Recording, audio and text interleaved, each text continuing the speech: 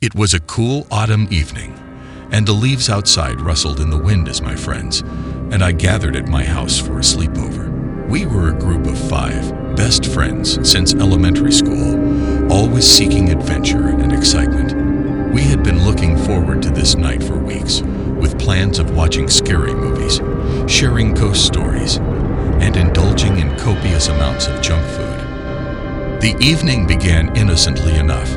We ordered pizza, set up a makeshift movie theater in the living room, and started watching a horror movie that promised to keep us on the edge of our seats. As the movie played, the atmosphere grew tense, and nervous laughter filled the room. But little did we know, the real horror was about to begin. As the clock struck midnight, we decided to switch gears and share our own ghost stories. We dimmed the lights and gathered in a circle, passing around a flashlight to set the mood. One by one, we recounted tales of haunted houses, vengeful spirits, and eerie encounters. The stories sent shivers down our spines, and the once playful ambience took on a more sinister edge. It was Lily's turn next. She cleared her throat and began her story in a hushed voice.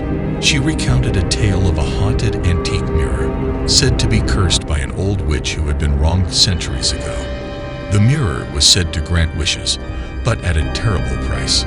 The room grew colder as she spoke, and I couldn't help but glance at the antique mirror that adorned the wall across from us. We laughed off the unease, attributing it to our overactive imaginations. But then, something strange happened. The mirror seemed to fog up, and in the condensation, a message appeared. "I hear your wishes." A wave of unease swept through the room, and our laughter died down. Brushing it off as a prank, we decided to call it a night and head to bed.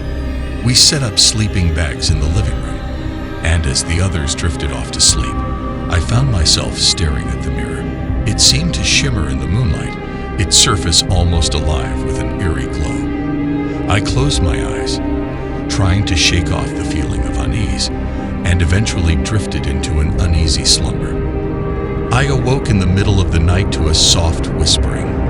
Groggily, I rubbed my eyes and looked around, but everyone else was still asleep. The whispering seemed to be coming from the mirror, words I couldn't quite make out. As I squinted in the darkness, I saw a figure standing before the mirror, its form distorted and ghostly. My heart raced as I watched the figure raise its hand toward the mirror's surface. With a jolt, the mirror rippled like water, and the figure stepped through. I held my breath, paralyzed with fear, as the figure turned its gaze toward me. Its eyes were empty voids, and its mouth opened in a silent scream. I wanted to scream, to wake up my friends, but no sound escaped my lips. The figure approached me slowly, its movements unnatural and unsettling. It reached out a hand, its fingers cold and insubstantial, and I felt a rush of freezing air as its touch brushed against my skin. Panic surged through me, and suddenly, I was able to move. I bolted upright, gasping for air, and turned on the lights. The figure was gone, and the mirror appeared normal. My friends were still asleep, undisturbed by whatever had just transpired. It took a moment for me to realize that it wasn't just a nightmare, it had been real. Shaken and on the edge of tears, I woke my friends, trying to explain what had happened. They listened with a mix of concern and skepticism, attributing it to a bad dream or the residual effect of the ghost stories.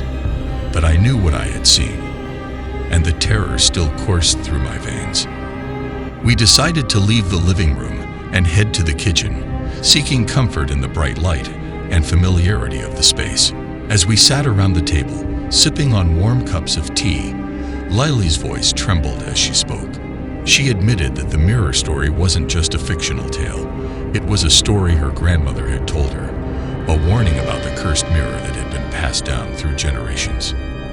As we sat there, contemplating the events of the night, a cold breeze swept through the kitchen.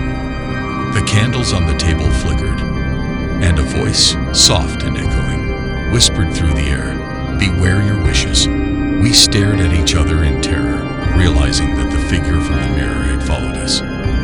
In a panic, we rushed to the front door, desperate to escape whatever malevolent presence had invaded our night. But as we turned the doorknob, we were met with resistance. The door wouldn't budge, as if something was holding it shut from the other side.